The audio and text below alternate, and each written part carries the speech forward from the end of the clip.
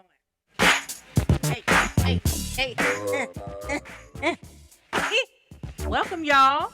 Episode 4 of Okay, Keep It Sexy podcast with my girl in the building. Full disclosure, we are like, a bottle and a half of wine in and on our second glass of... So it's going to be a fun podcast is what I'm getting at. It's fine. Don't worry about it. We haven't seen each other in a really long time. Probably a year. I mean, we saw each other like distant over the last year, but yeah, but not like in the same space. And we were sitting up at the kitchen table and realized we was getting into the shits of the podcast, so we might as well come on down here, and get it on the mic. Yeah, do it on the mic, So, thank y'all for tuning in. Again, episode 4. Okay, Keep It Sexy podcast. I'm your host, Eric Butler. Keya, I'm going to let you do your own intro. I'm Keya Crenshaw, founder and CEO of Blackjack Media, and I'm happy to be in the house. I'm happy sex talk. So, where are you from? You from Columbus? From Columbus. Okay. All right. That's good. I-O? Yeah. Black eyes. So, I brought you. You can tell we already family. And also, the conversations that Keya and I have just as friends are like, they should for sure be recorded. We really be going in about some shit. Just have like a book deal? Right, yeah. So I figured, what better platform to bring our children? Okay, Keep It Sexy. We're going to talk about relationships. We're going to talk about media. We're going to talk about sex, all of the things. Right? And we may talk so much in some episodes. Who knows? Part 1, part 2. Yeah, part 1, part 2. We'll figure it out. We'll get there. I'm going to go ahead and turn on the music for a second so we can get them. Yeah, so we're hoping to just kind of, like I said, showcase some conversation about the influence of media on, our like upbringing and understanding of our sexual identities. There's probably going to be a bit of a conversation about fuckboys. Because who doesn't love a good conversation about a fuckboy or two? But first we're going to go with this fire round of questions. Okay. Are you ready? I'm ready. I feel like you got this. I'm never going to set you up. Okay, so we'll do a low ball for the first one. Okay. Who is your favorite sexually liberated icon? Wow, I have a tie. Okay, that's fine. Cardi B. Right. And Megan Thee Stallion. Okay, break that down a little bit. I don't know, just how they really about body positivity and owning your sexuality, right? And owning your space and owning who you are as a woman. I love it. Yeah. I love it. And it's kind of, I don't remember having those kind of icons when I was younger, right? Yeah. You don't talk about women's bodies. You don't talk about being sexually liberated. We don't talk about women owning their sexuality and their bodies and the space they hold. And I find it really interesting and dope, hella dope. Yeah. Yeah, I mean, they definitely weren't talking about it like this when we was growing up. Not at all. Janet touched on it a little bit. Of course, Madonna, whatever. But not in this way, right? This is like a Cardi B and Meg are like a whole nother level. And they go about it in two different ways because they're two different people, which I think is dope too. I'm a fan of both of them as well. So I love the collaboration. I get that. Yeah. They give good energy for sure. Okay, so who was your first love in real life or fiction? Wow. Okay, so real life. People who know me know this. His name was Maurice. Okay. High school. Okay. All 4 years. Right. Like, we never actually were a couple. Okay. But we were a couple. Like, everybody knew. Yeah. Right. All the dances, all the things. I remember one dance. We both went to the dance with separate people, but we left together. Like, that was our connection. So y'all trifling. I mean, no, I'm just kidding. We just went for a milk. No, we just left it in. No, I meant because you showed up with somebody else and then left together. That's what I meant. We did. I know. But it was. So that was. Yeah. That's when I said who's your one. That was my one. Yeah. Absolutely understandable. Okay, so you have a time machine. Okay. All right. What moment in your sexual journey are you going back to change, re-experience, or kind of warn yourself about? Okay. There are so. I think the first two. Okay. That, yeah. But I mean, well, why? the whole situation was hella traumatic. Like I had no business. Okay. Being in that situation. Okay. I just all my friends know him as Dirty Mattress. Like that's the thing. Not that, but it's just wait. It's a thing. Like Okay. All right. Well. Okay. So we're gonna go back and warn you. Then is what we're saying. We're warning. Don't do it. Don't sis. Don't not do the it, one. Sis. Don't do it. Not the one. Okay. All right. So what movie or TV show was the first sex scene you ever saw with black people in it? Boomerang. Like, why was that so easy? Yeah, that's a good. I feel like I had no business watching that when I was younger. It's an Eddie Murphy movie. Does anybody have any business watching any of them? He was just basically at a point in his career where they were like, here, do whatever you want. Do whatever you want. Whatever you want to do this movie on short sounds great. Here's your funding. Enjoy. So but Boomerang. All right. All right. So what was your first porno adjacent, porno-esque experience? Oh, wow. Can you remember? I don't know that I remember. Yeah. I don't know. That's a hard one. I think. If you can't remember the first one, how about a memorable one? You got a memorable one? I don't. Okay. That's fair enough. That's fair enough. It ain't everybody's journey to have porn wrapped up in it. I just like to ask the question. I mean, it's on the journey. Yeah. But there's just nothing that's like super memorable. No. All right. That's fine. I didn't know if you got, caught up watching Fat Asses Volume 13 or some shit. That's the go-to. That's the go-to title me and David use when we talking about stuff like that. I don't actually know if there's a Fat Asses Volume 13, but it sounds like there would be. For sure. All right. So we will end on what's your strongest sexual asset? Ooh. I've been wanting to ask this of you for so long. I'm so glad I can ask it now. Okay, but because I want to make sure I'm answering correctly, give me some ideas of what you might be talking about. Well, some people would say like it's my curves, or it's my hips, where I can move my hips, or it's my eyes, or it's my Okay, so not where I was going. Where were you? Where were you going? Tell me where you was going. Cause go ahead. You know what your assets are. My assets. I think of my eyes. I think it's my eyes and my lips. Okay. The most, okay. Which I will own. Yeah. I'll take it. Of course. Yes. Where were you going? I was going with what's the thing that you get the most feedback from in the bedroom? Like, okay. What is so go ahead. Tell me that too. Shit. I mean, I like that answer better. Some of us got. Did it. Okay. All right. That's fine. Here's a trick of the trade. If you have issues with the gagging during oral, you put your thumb in your hand with your hand over it like this, and I promise you won't gag. Don't ask me to explain. Don't ask me to explain why it works. But it does. That's all I got to say. I have no science. I have no actual information as to why. Research. But that's just how it goes. Yeah. So I mean, I want to keep it sexy today. We got a lot of things. Sexy. We got a lot of things that we could talk about, right? But I think one of the things that you and I talk about a lot is the media influence, just in general, on a lot of things. I do a lot of media literacy education with kids, and so it's not really often that I get to talk about it with adults to kind of see what their journey has been over their lifetime and how it even impacts them today. Because I'm usually stuck in the window of high school students.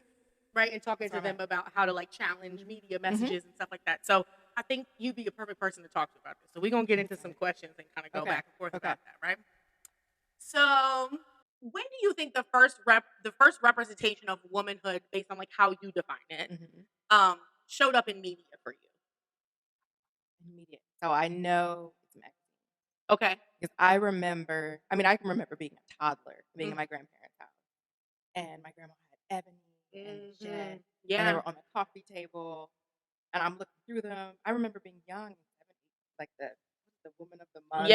Right, right. Like her occupation, her waist size, her measurements, everything. Right. It was essentially the Miss America pageant in a blip. Right.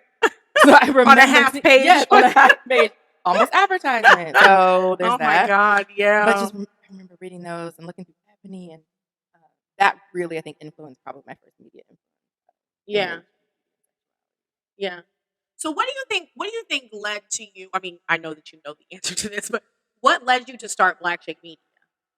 Wow, that's a big question. So mostly working with, as I mentioned, so we're coming that age of social media where it's kind of newish. There were only like 100 people on Twitter. Instagram doesn't exist. Facebook was just opening to the masses. And I was in the arts working in nonprofit work, and I realized that companies, specifically executive directors, didn't know how to use social media, right? Social media managers, content managers, graphic design, that didn't exist. It didn't exist then, right. Yeah. So they didn't know how to use it. Luckily for me, I had been on social media, Twitter and Facebook and Instagram and live journal, all of that from the beginning. So I had the skill set that was needed for mass marketing. And so I started to market myself to art organizations. Okay. And my first job, my first big job was in New York with the Brooklyn chapter of the Link. Okay. For the Women of African Descent Film Festival. And I was with them for 10 years. And so I helped them. I remember that my first phone call, she's like, we don't.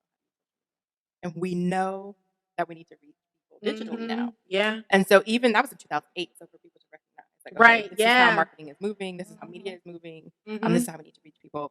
That's kind of how. Yeah. Okay. And so would you say that you're still kind of true to that mission today, or has it kind of evolved over the years? Or, I mean, I know you still have clients that you do like marketing for, but in terms of like, you know, when I think about Blackjack Media, social media posts that I see, it's all like empowerment based about women in the arts and like people who are trend setting and doing things like that. And so at what point did you kind of realize that showcasing those sort of, you know, profiles or like an entrance into that world for people? When did you kind of realize that that was a necessity? So I started Blackjack Media in 2013, and I think I started to change maybe in 2017. I feel like. I think I don't know what really brought it on. Yeah. But I mean, marketing changes daily. Of now course, point, right? Yeah. So just kind of seeing what the trends were and how people were interacting now on social media, and we went from a strictly marketing company to more inclusive promotion of Black excellence and Black art. Yeah. Being a Black artist, I really wanted to support and promote Black artists. So that was we originally started out as Black women only. Okay. Yeah. Yeah. But I knew we needed to be more. Yeah. So across the diaspora. Okay. supporting the arts. Okay. That's dope. I mean, I think, you know, I've always It's been loved, great. I always loved the work that It's you been do. great. And we Yeah. continue to evolve, so I'm excited. Yeah, absolutely. Absolutely. Well, that's great. So when you think about social media, speaking of social media, right? I think the big thing that, you know, that people talk about is like kind of protecting your mental health, right? And kind of protecting your sanity. So I'm curious to know, how do you do that for yourself? How do you protect your mental? Like, is there something that you've realized over the last, especially during COVID, but you know, the last year or longer, that like really works for you when you need to take a break and like really kind of step away from things? Yeah. So yes, especially during COVID, right? Yeah. Because if we weren't digital and on our phones before, Man, I mean, it's this like is insane. nonstop. Yeah. Yeah. Constantly. So right now, I'm taking social media breaks. Okay. So right now it's 30 days. We'll see if I can go 30 days. Got you. Absolutely no social media, which is hard running Well, a it's social hard. media Yeah. based business. Right. Right. Yeah. But it's necessary because you really do have to detach from the Yeah. Nonstop. and 24/7 access. all the time. It doesn't Even when you're stop. sleeping, it doesn't stop. Phones off. It doesn't matter. Yeah. You can put your phone on TNT if you want to, but when you wake up, It means nothing. It means nothing. So kind of When you stepping wake up. away, yes, just really stepping away and taking the time. I'm meditating. I'm working out more. Staying in the gym. Staying healthy. Really kind of pulling away and focusing on other things. Going back to books, right? So not everything is digital. So my phone isn't constantly in my hand. But it's, Oh, books. I mean, but books. Right. I just keep buying them. I just got 4 from the library. Man, they're just They'll sit there. yeah. So we're gonna end up kind of transitioning to like relationships and sex, and I want to talk about pleasure a little bit more too, right? You know, get into the shits. We did the official, like, okay, let's talk about media. That's fine, and the influence of things. Well, actually, there is one question. There is one question that I wanted to kind of bring up, because nowadays it feels like, at least when I talk to the youth, the impact of social media, they seem to see more as like, and I don't know if it's because of COVID that they see it more as a positive thing because it allows them to stay connected. But I think that, you know, the kind of like research world or like the scientific world of things that like looks at social media as a whole would like us to think that it causes like more harm for people because, you know, bullying and suicide rates, all those things are very real. right? So do you think that media has a place in our sexual development that isn't harmful? And what does that look like? He's like, you should have sent me these questions ahead of time. What are you doing? We're going to have a sidebar about that. Just know that edits can be made. So if you need to be like, we're not answering that, we can move on and we don't have to talk about it at all. Like, I'm not fucking answering that question. Shit. I don't realize how deep these are until I say them out loud to somebody, but that was kind of deep. That was really deep. I mean, considering how many. Say it again. Okay, so the question is, do you think that media has a place in our sexual development that isn't harmful? So originally I'm thinking, I don't want to answer for you, but originally I'm thinking of like how you were saying that your favorite sexually liberated icons are Cardi B and Meg. Yeah. Right? So if you think about, so people have mixed opinions about these women. If they were men, we wouldn't be saying shit. But because they're women, everybody feels like they have a fucking say over it. And that's fine. Whatever. That's just how society is going to be. It's not going to change. I'm not here to change it. I'm just here to critique shit. Okay. Okay. So what I will say is that I think that having those bodies around and having that positive like representation and ownership of our own body autonomy was not something that existed when we were growing up, in a way that like I feel like would have shaped my sense of self in a more positive light. Yeah. And so it's kind of interesting because even though social media is so more relevant today, and media in general is just more relevant today than it was when we were growing up, I almost kind of think that it's kind of a better thing because people have more options to see the variety of, body acceptance and like, what that really means. Right. And kind of owning your own sexuality. Now, the concern, of course, is that there's not really great sex ed happening in this country to go along with these things. So, okay. So then the question, becomes like how do you kind of caveat those things? Because while it's great to have icons like a Cardi B or a Meg or like, whoever. I mean, I adore her. Let's be very clear. I adore Jasmine Sullivan. Like, and they're both younger than me. The influence that those two have had on me over the last hotels though, like, ma'am, what?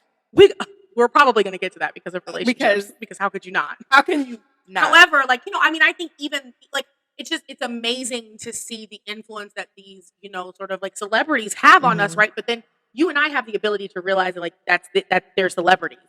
They're also human beings, and that we're likely not seeing all sides of who they are because they're not going to forward face everything. Right now, sometimes youth don't have the ability to decipher between like what's real and what's reality, and so they take what they see and they're like, "Oh, this is what life is like." Yes. And then they set themselves up because they have expectations that are not realistic because they're built on shit that doesn't actually exist. Right? Right. So then the question is like, at what point does this social media influence become harmful versus positive? Like, what's that balance look like? And how do we approach those conversations with the youth in our lives? Because it's an experience that we didn't have at their age. And though we're in our 30s, like we're not super far away from remembering what it's like to be a teenager, but like I also don't always remember like what it was like when. So, it's kind of like, how do you, as like the aunties of the family, like how do you kind of engage these conversations to get them to understand that there is a positive and a negative side of social media, and you just kind of have to be able to recognize it and question it when shit don't feel right to you. Like how do you like nobody was there to protect us from social media, because that wasn't a thing. Right. Well, we didn't realize we needed it at the beginning. And then the shit got suspect, and our parents were like, wait, this has been going on the whole time. Why did we know? I remember when my mom used to read over my shoulder like, I'm sorry, who are you talking to? Who is that? On AIM? It was like, what are you doing? Whose username is this? Like, Mom, they're all people from school. Like, just jeez. Leave me alone. So, but I wanted to make a point. So I don't know, why can't I remember if you asked this or not? But anyway, one of my first icons, I think, of sexual liberation probably was Little Kim. Like, I can now remember explicitly. Of course, yes. Like, driving to school, high school. Of course. Black, no business, right? Yeah. I didn't know what. Yep. But you kind of knew. But you didn't know. You kind of knew, but you didn't really know. It was more about acting like you knew and then figuring it out later. You're like, oh, this is what they're talking about in health class. This is what they've been talking about. This is what this is. Okay. Got it. So is there a space for... We need to have the conversation. Yeah. I mean, I think youth today is exposed to way more than we ever were. even just the porn industry, like they I find them. mean, They find them. how So does it's like, it work? for me, I try to talk to parents about how to have a conversation about porn with their kids, because the reality is like, It's even they're if they're going to be not looking exposed. for it, they're Yes. going to find it. Yes. And then just out of pure curiosity, they about to start exploring, Yes. because all you got to do is click a box and be like, yeah, I'm not 18. Like, the fuck? Literally, just have this Anybody can do conversation. that. Yes, I just had this Anybody can conversation do with a that shit. friend. His son is 12. He's like, Yeah. we just found his phone. Yeah.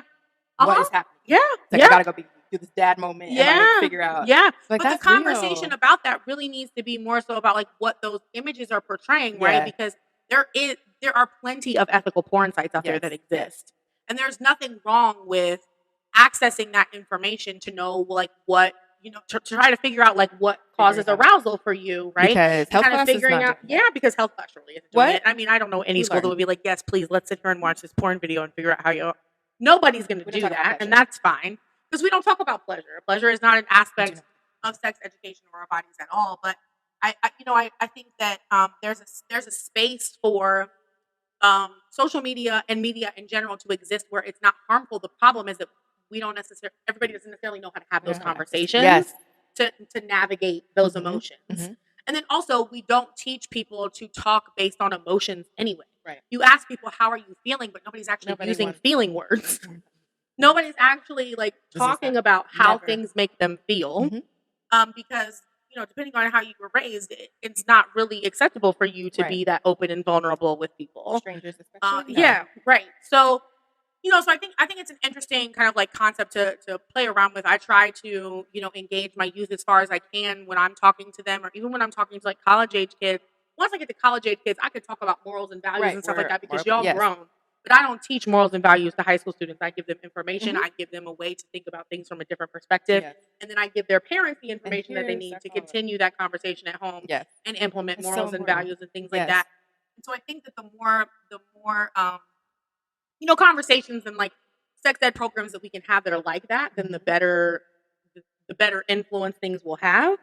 But until then, just lots of friends. All of the friends. Because it's a lot of shit to figure out. It's a lot. It's heavy. It's a lot of shit. It's a lot of shit. And not to mention, this is also, look at these segues just naturally coming up. Come on. And I feel it might be the liquor. Like it's just making me, it's just, it's just letting things progress naturally. And I'm down for that, free flowing. I think that also gets into the conversations about relationships, right? And so what are ideas of how we should exist in relationships, and not just romantic or sexual, I mean platonic, like family related relationships, how we should, exist and operate in those spaces is heavily influenced not only by family and expectations and morals and values, but also from society. And everything influences how we interact with each other, right? And so then, how would you say that media in general has impacted the way that you operate in relationships? Currently. I would say currently. That's excellent. Thinking about before COVID is probably too much right now. What was before COVID? What was before COVID? I don't even remember. Yeah. Wow. No, that's a great question, actually. I was thinking about this earlier. So for some reason, so a friend and I were having this conversation, right? We know our phones. We know everything you're saying, thinking. Yes. Why do you know what I'm feeling? Right. How do you know I just broke up with this person? What? And so I found they're the biggest trolls in our life. Why is Instagram trolling me? So everybody trolls. I found myself flipping through social media constantly and seeing all these memes that just validated everything I said, right? It's all their kind of relationship memes. Yeah. Memes and love poems. And let's just shout out to the memes that make you, that like give like you, that really like hit your spirit and make you feel okay in the moment. Like it hit different because shit is real. I've actually learned quite a few lessons about myself from memes. That's probably a whole other podcast episode, but I didn't mean to interrupt you. So it's that, right? And kind of, it took a moment for me to realize that I was taking too seriously what I was doing, right? So what other people are posting, what this love poem said, what this meme that I'm supposed to do in this relationship. I'm supposed to interact with you if you're behaving like this. And then also using the social media from when I was having conversations with people publicly about what's happening. Right? So kind of funny, okay, all of this doesn't need to be public. Right. I don't need to take in what's happening out here. I just need to focus on the relationship as it is. Yeah. So that's also, I mean, I really find that there's this whole ecosystem within social media that is really, really Yeah. Right. Yeah. And sex focused and pleasure focused. Yeah. Which is really exciting, actually. But it's exciting when it's positive and healthy. Yeah, it's exciting when it's positive and healthy, and it's not like putting these like double standard like ideas in your head and creating worse fuckboys than already existed. You know, I mean, speaking as somebody who has been with the same guy for 14 years, I know that like my expertise in this field is very rough, very limited, which is why you're here. So because I can't talk about shit. I don't want to date anymore. When it comes to that, I'm tired. I'm exhausted for you. It's tough. So let's talk about, bring up that video that we was watching upstairs. Just talk about it. So I just know the woman's name is Atara. It's on Facebook, and she talks about how it's really hard to date now, right? Yeah.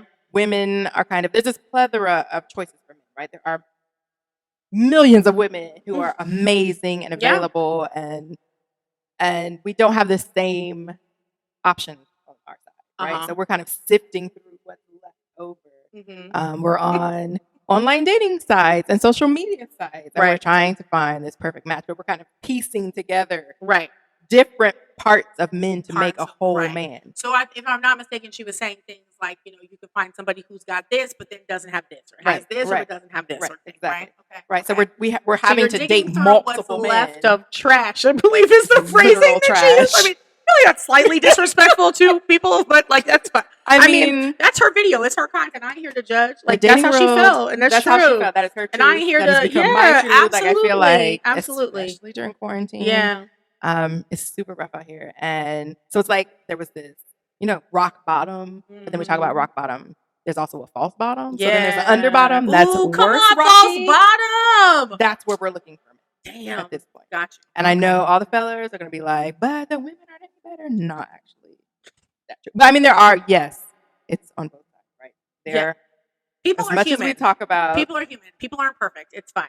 This thing. Right. So we all grew up in the same fucked up society that told us that this is how we should operate in relationships. And then we got older and realized that shit ain't real. That's not real. It's not real. Yeah. And that's, I think so, and now everybody's just trying to process that shit. That is the moment. Yeah. Like, oh, this isn't real. How do I function in this new reality I have to exist in? Right. And it's really tough. Yeah. And I don't. So, it's one of those things where, like, I think about when I was growing up, it's kind of like you were given, and like, to be fucking honest, I don't really know where I got the list. But somehow this list of like what I'm supposed to be looking for in a partner just magically showed up in my brain. Oh, it's a list. Don't ask me for the source of it. I have no fucking clue. I'm sure it's media. I'm sure it's family influence. I'm sure it's society influence, all of the things, right? But at what point for me, at some point, I met David when I was 20, almost 21. And I realized when I met him that like, it's unfair for me to have expectations for him to fulfill all these parts of a relationship for me. And I'm not giving myself the parameters to fulfill the same thing for him. Mm-hmm. Or to be okay with the fact that like, maybe I can fulfill those things for my fucking self.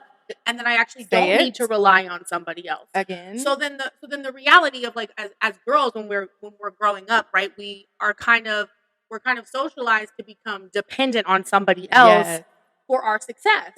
But the reality is like, that's never really been me. I've always kind of been the person who's like, I mean, you can do what you're about to do. I'm gonna do this, and we can vibe, and that's fine. But like, you ain't gonna stop me from attaining what I've set out for myself, right?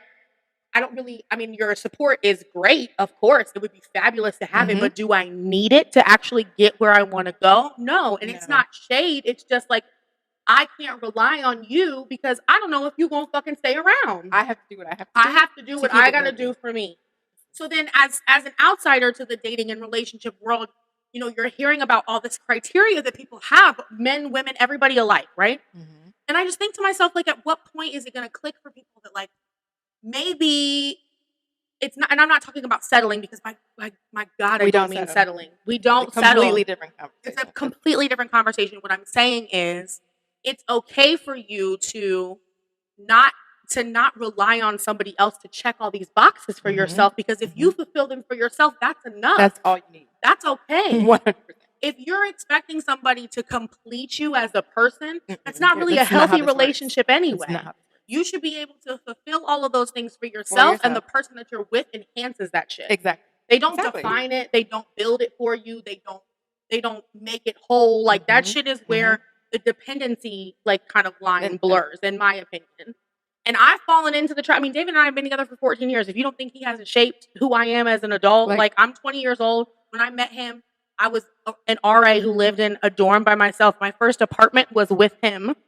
And I realized that like the way we were kind of functioning in the apartment was based on his experiences with his roommates, because he was the only one out of the two of us that had an apartment-like experience. Yeah. And I had to be like, wait a minute. Hold on. I got views too. But I have ideas of like how I want an apartment to like function as a fucking like unit. Like, why am I not talking about this? Yes. You know, but it's like you just kind of fall into this trap of like, you know, kind of being, I don't necessarily want to say submissive, because I don't think I've been submissive a day in my fucking life. What is that word? But and there's nothing wrong with being submissive in the sense of being vulnerable with somebody that you care about, that you can trust with those feelings. I don't mean it in that way. Yeah. I mean, in terms of a relationship, I'm usually always very vocal about what I need, what I want, what I expect. And then I'm open to that same criticism in return. Because I can't expect things from you and then assume that I'm out here being fucking perfect, because trust, I am a Pisces and an only child. There ain't nothing about me that hasn't been worked out in therapy to figure out who I am today. I had therapy the other day. Therapy is a beautiful, fabulous. Miss Veronica had me set. See, you know, like it's just one of those things like you kind of have to like work through, right?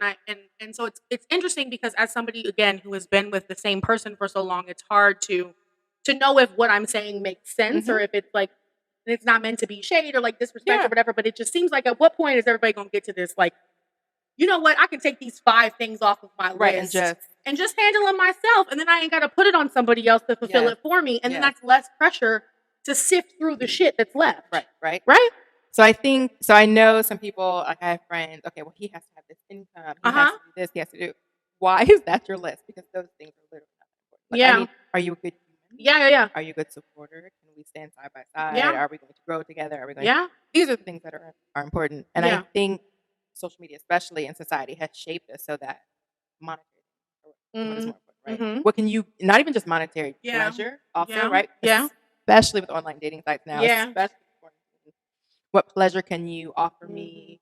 And I may or may not speak to you again. Doesn't matter. Didn't mean anything. It was just it's so, and not that there's anything wrong with that. There's nothing wrong with seeking pleasure. But I mean, we're kind of in this. I think there's been a change in the way people date, where it's not really about dating for cause, right? Like it's just, we're just. Well, I mean, and the reality is that that's always been the case, right? The issue is that nobody's being honest with each other about what they actually want. And in some cases, you're not realizing what it is that you want until you're in it and realize you don't want it. Right. And that's fair. Like I think that there's got to be some sort of, you know, I don't know, grace with that, because some people think that they want something and then they realize when they're in it that that's actually not exactly what they want.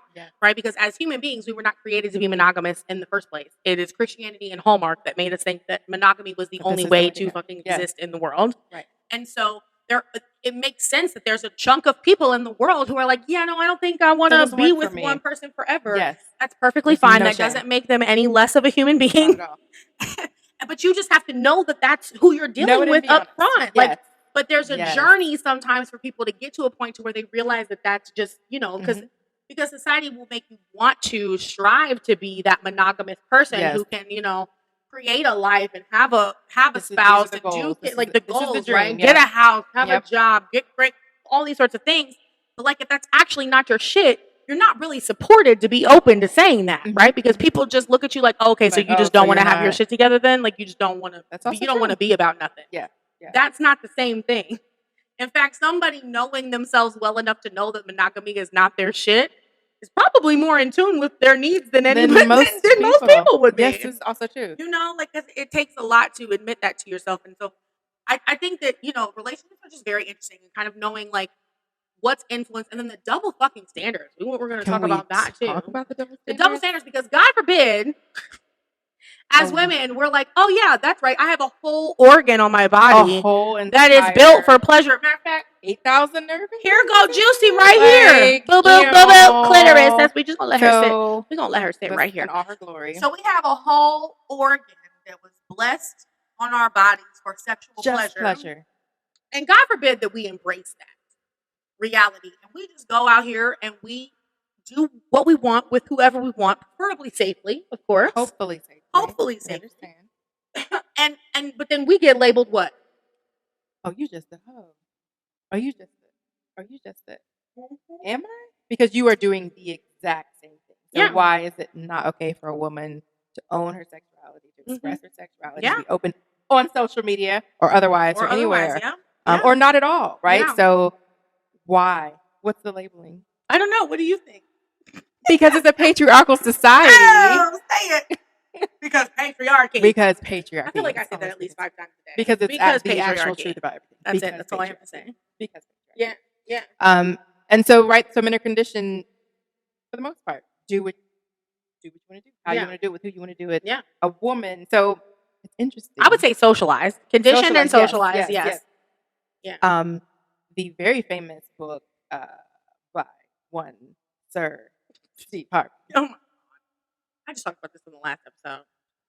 But go ahead. So that and so that a woman is supposed to be the certain way. Right? So I've come across men in my dating life who want that, right? They want to be with this woman who is sexually open to them, right? Open. But just to them. Liberated.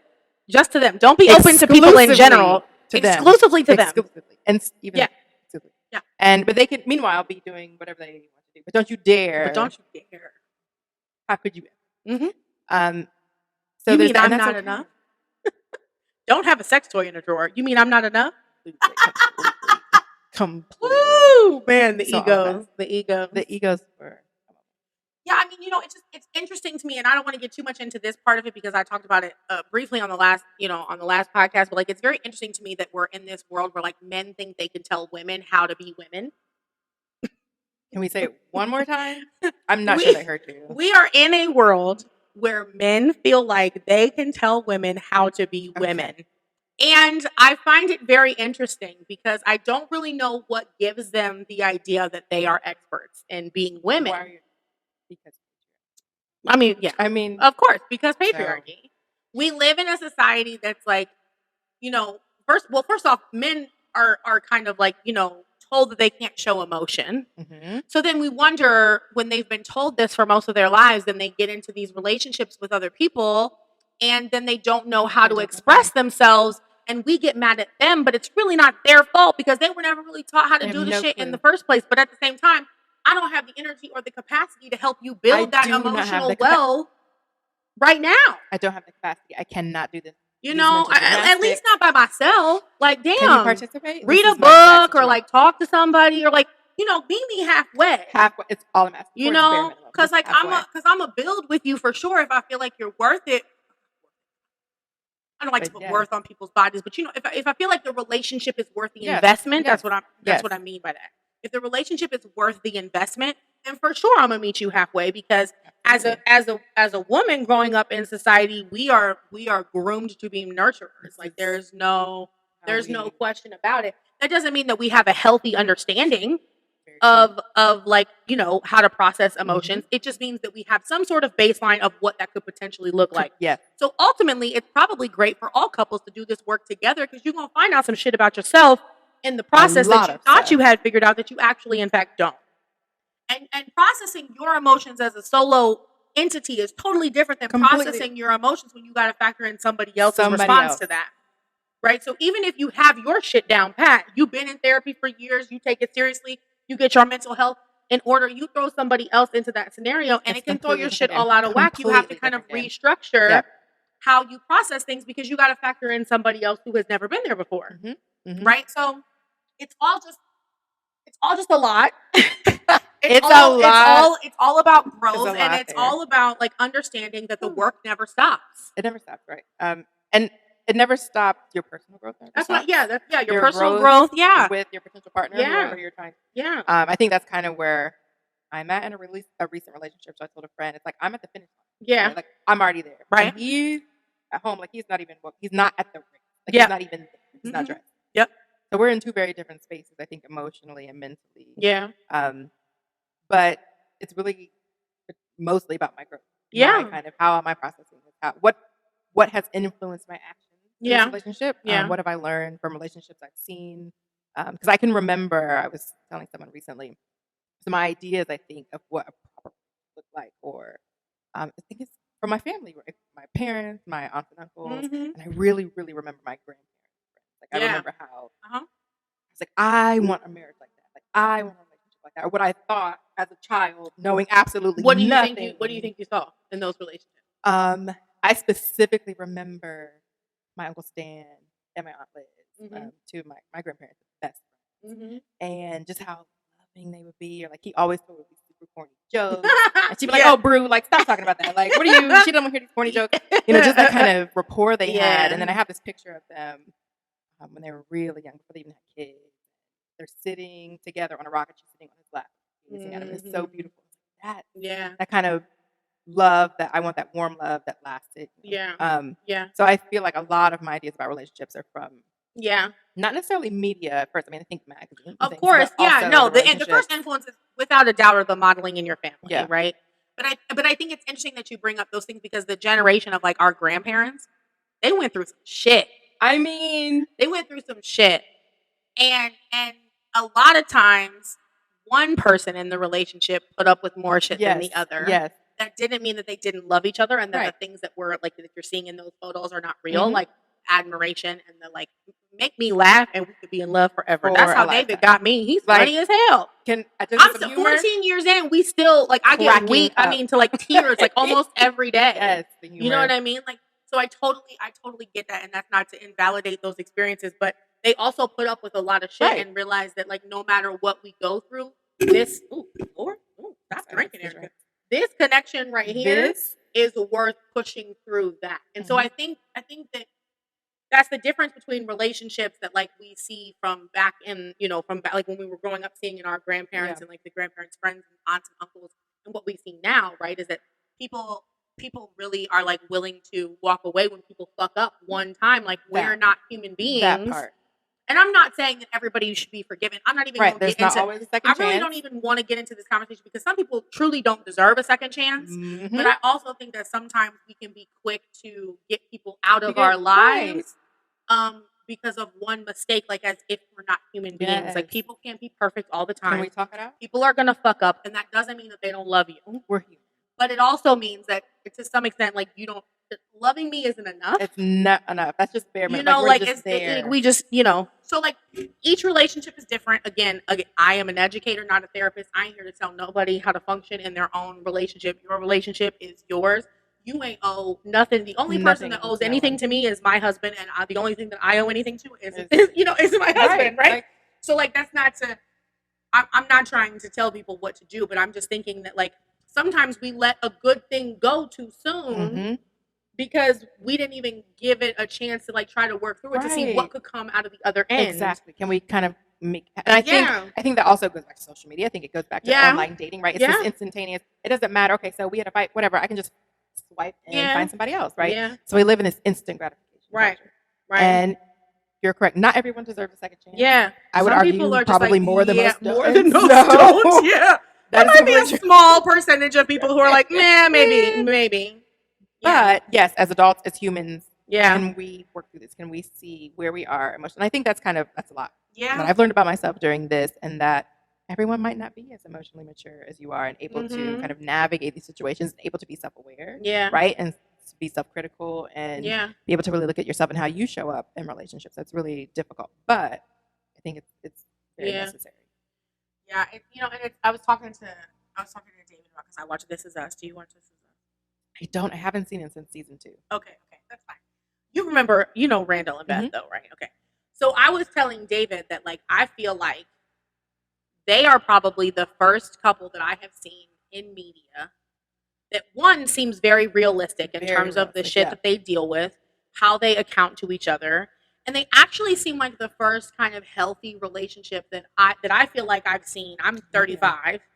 And I feel like they're the first like truly healthy relationship that I've seen, in the sense that like they look out for each other, they know each other's triggers, they know how to bring things up to each other when they know that it's going to be a sensitive topic to broach, but they're also honest, right? And then within all of that, they love each other through all the shits, right? And so I think that, I mean, everybody's got everybody's got shit. Nobody's perfect, right? But like I think that when I think about the experiences of seeing relationships in media, I can't necessarily say that I've seen any that are like hella positive. No.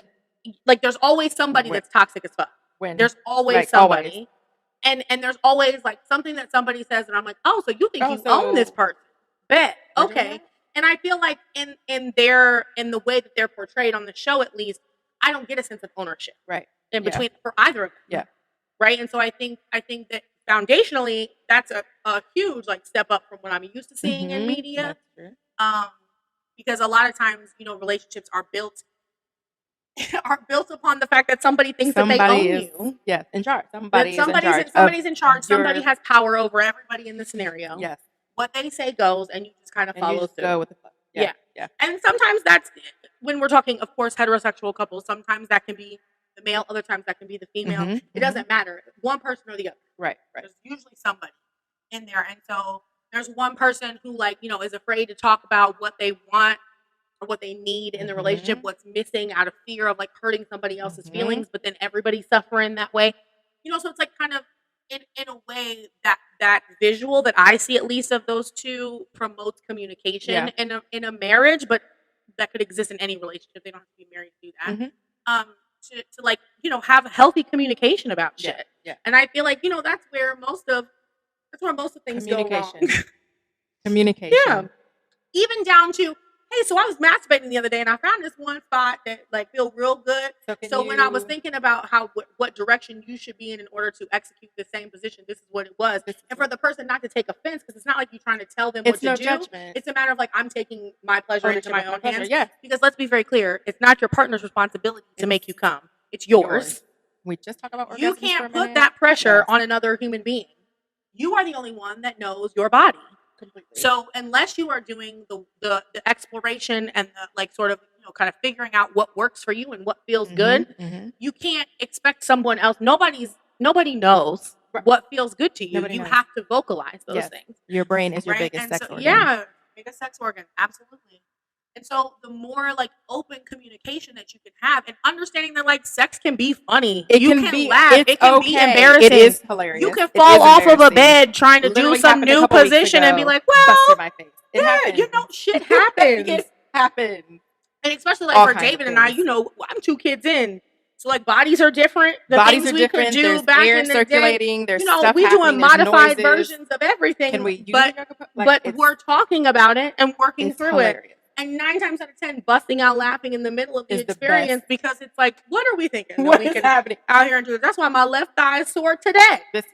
It's just a matter of understanding that having that open communication is actually what makes your relationship even better. Yes. I know it's scary as fuck. I get it. It's super scary. And being vulnerable with anybody is terrifying. Yeah. But if you're going to be vulnerable with anybody, wouldn't you want it to be a person that you're being sexually active with? I mean, I'm not really sure how if there's another level of vulnerability that exists other than that, even if it's just fuck buddy situation, that's fine. It still requires a level of vulnerability. Get in, completely. Fit in. Yes. But there's still a level of vulnerability that exists there because you are allowing yourself to share space with somebody. Yeah. So I think, wow, there's a lot there. Yeah. Vulnerability, humor. I've been lucky to have partners where it is funny. We laugh, but I literally did fall off the bed. I mean, it happens. It happens. Really happens. It's life. I mean, we're human. Our bodies are getting older. I mean, things don't. My knees don't, can't do it. I ain't got Meg knees. What I'm getting at. My Meg knees don't exist, y'all. I'm really to be all the way. I'm not sure that it ever did. Clicking and snapping and popping ever existed for me. But whatever. Never. I feel like I had other questions, but I kind of just like the fact that the conversation is flowing. Is there anything else that you that you wanted to talk about in terms of relationships, dating, sex, pleasure? All of the things. I mean, we could be here for days. This will definitely be multi-part. I'm coming back tomorrow. All of the things. We gonna do part 2. I don't know. Ooh, what's good?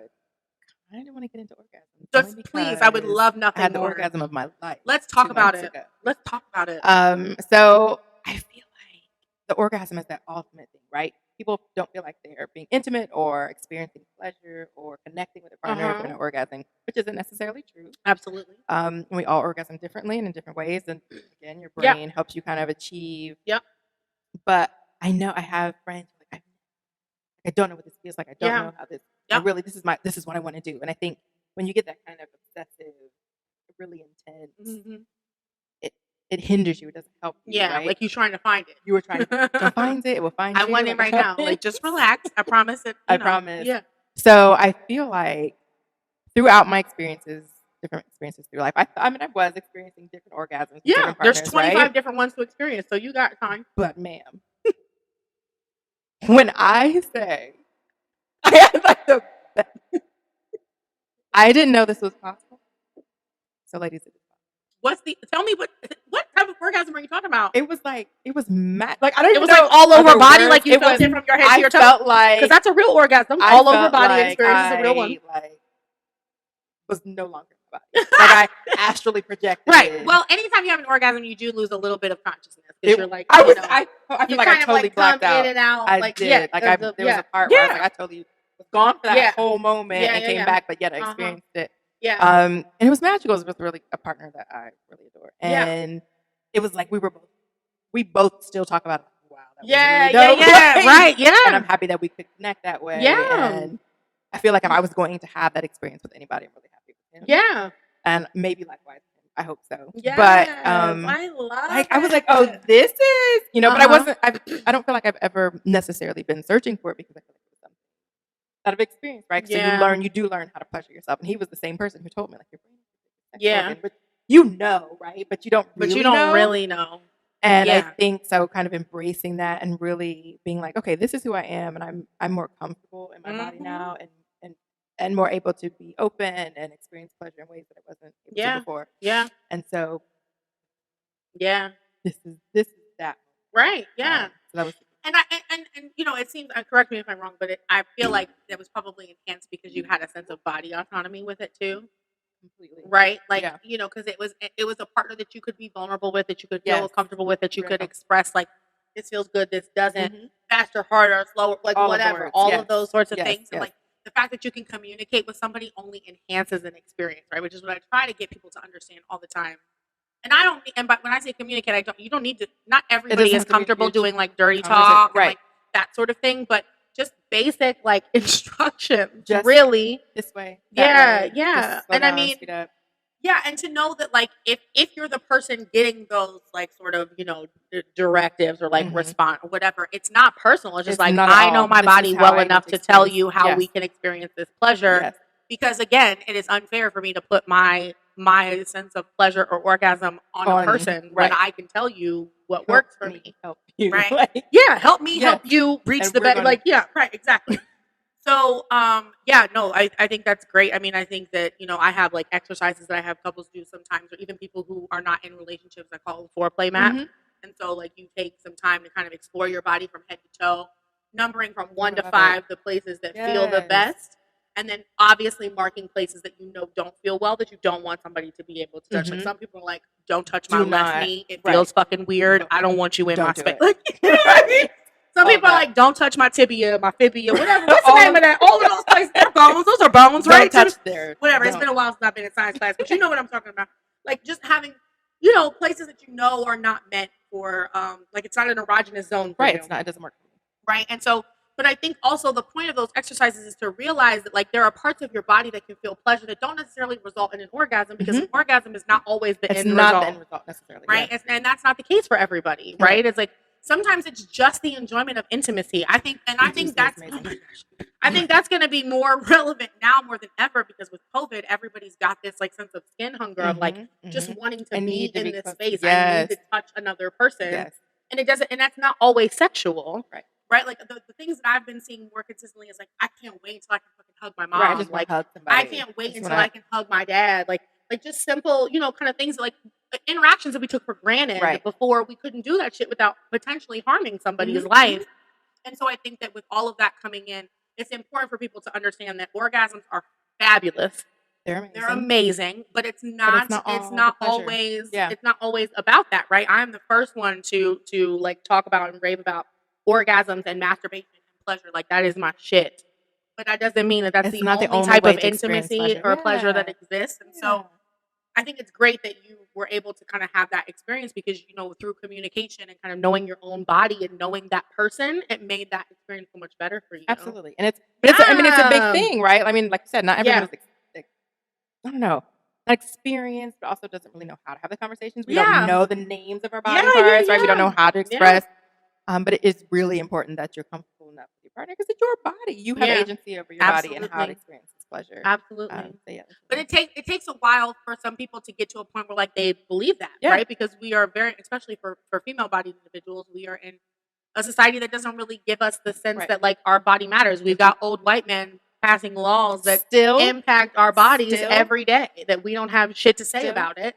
And our body autonomy is taken from us every day. So it is a lot to expect people to understand like what that means and to be able to get to a point to where, you know, they understand that they actually do have the ability to like take back those moments. But once you do, my God, the liberation. Once you get these obstacles out your way, liberation is beautiful. It's amazing. It's beautiful. So you said you want to talk about orgasms. We did that. Okay. Well, kind of. We did that. Is that good? Like, you feel good? You feel good about it? Like, don't be afraid to experience. You basically just wanted to share about your amazing orgasm from 2 months ago, and that's fine. It's amazing. Everybody. I love it. But I think it's really important, like you said, to understand that pleasure can be experienced in many ways because we do put a lot of pressure on finding this orgasm. Right? You're not having pleasure or experience if you're not experiencing it. And it's not true. So kind of, I think it's more important to focus on how your body feels. How you experience pleasure. Right. Absolutely. Are we really ending? I mean, I don't know. This may be the first ending. Okay. The first ending of the endings. But if you had the chance, what would you tell your younger self about the messages that you received about pleasure? Ooh. I mean, that it is okay to experience pleasure, I think, number one, right? Yeah. And that is it's okay to experience in how you want to experience. Yeah. I think more so than direct messages from people, I think was society. Yeah. That this is how women experience pleasure. You should experience pleasure, and I have been told this in relationships because you give the man pleasure, right? Yeah. Excuse me? My whole entire body. You exist to provide pleasure for somebody else. Exactly. And enjoyment. Pleasure and enjoyment for somebody else. You. It ain't about you. My whole entire body. Yeah. So I think, those messages aren't. Those are trash. Says focus on your super trash. And your body. And your autonomy. Yeah. And how you need to experience pleasure. Yeah. And only welcome partners who are able to handle that, that are emotionally mature enough and self-aware enough. Yeah. Or at least open to being to being emotionally aware enough to where like they understand that that's not about them, and in fact it's only going to enhance our sexual experience together. The more we know about our bodies, the better our sex will be, and don't see it as a threat. Because I've also been in those situations where so it's my pleasure. I'm not going to worry about pleasuring you, right? Right. I only want you to pleasure me. Yeah. And then I'm done. Yeah. So if you didn't during that, then that's time unfortunate period, for you. It's unfortunate for you. Yeah. So trash partners. Yes. But I think we would like to call those fuckboys, no? We do call those fuckboys. What's controversial? We trying to get controversial? Always. Oh no. So one of the things that we haven't really talked about is that you have quite a bit of acting and writing experience. I do. So you kind of have another influence of media that a lot of people don't get. How do you explain the influence that like theater and like the writing sort of world had on you in terms of like developing your identity? You know what I mean? Because I feel like it's a whole different world that a lot of people don't have access to. Wow. Internally in the way that you do. Yeah. We can be visitors, but that's not what I'm talking about. In the influence of like being in shows and like I love it. Like I don't know if I've really contemplated that. But I've been performing, I guess, like, since I was 3. So I was a ballerina, I was a tap dancer, I was doing all of these things, right? And then I got into acting and writing. Wow. I don't even know.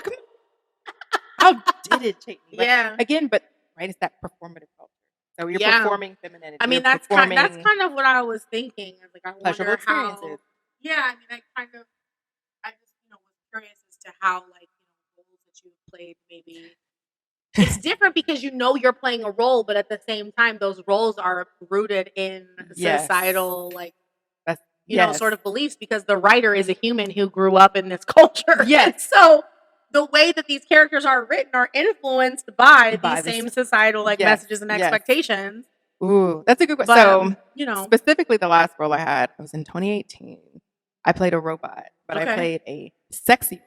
Ooh, right? So, wait a minute. I mean, break that down for me. Robot. What does that mean? So, what does that mean, right? I feel like that's very exciting. It was super exciting. Yes, it was super. It was crazy. Weird and exciting at the same time. So I think there were 3 of us that were robots. And so this family is trying, I can't remember the writer right now, but this family was trying to set in the future, they want a babysitter for their child. Okay. And robots are the new, humanoid. Okay. Right. Yeah. And so I played the robot who's super sexual, right? It's a robot. She's super sexual. She's hitting on the husband. She's trying to get with the husband. And I think that was the first time I've actually been, sexual, right? Sexual on. Yeah. And that was really odd to be a human trying to play a robot trying to be human, right? Sexual human. Yeah. It was very difficult. I can imagine. Up until dress rehearsal, I couldn't grasp. How do I? Right. Because I know what it means for me, but how do you portray that as a robot? Yeah.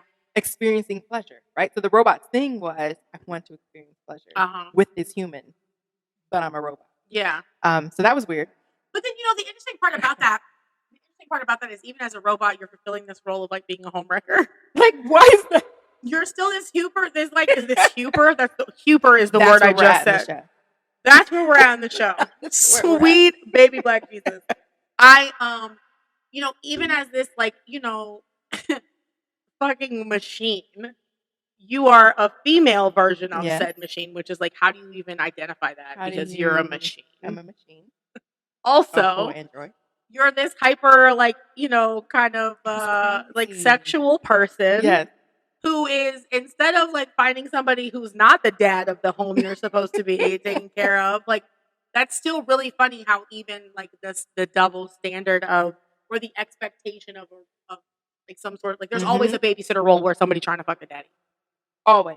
That exact. There's always a babysitter role where they're tempting, in some way, shape, or form, the father of the family. Yes. This is old, an old tale. Yeah, it was. So now it's even in the future, as robots, we're still fulfilling this role. We're still doing this. I can't just be a robot who's hypersexual in general, and just wants to have my own pleasure for pleasure's sake. No, I have to want pleasure with this specific person.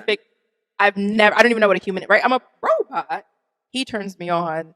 He literally turns me on. He pushes. Meta. Why did that just meta? That's some meta shit right there. He turns me on, and I fall in love with this man, and I try the whole play to be, even up until the end, before I'm shut down. I want to be as a robot, even a female robot. Whatever the fuck that means. What does that mean? I want to ask the writer. The writer. Opening night was good though. That was an interesting show, but yes, I need to unpack that now. We'll go back to that. We'll go back to that later. That's a journal entry right there. That is 100%. What is that? I mean, I feel pretty good. Good? Okay. There's definitely going to be a follow-up to this conversation. And that's at the moment, I feel like we talked about a lot of things. We did. We covered a lot of ground. It was Thank you. It was fun. Thanks for coming. And anytime. I'll be back with part 2. Yeah. Jam. What are we going to do? The Delta.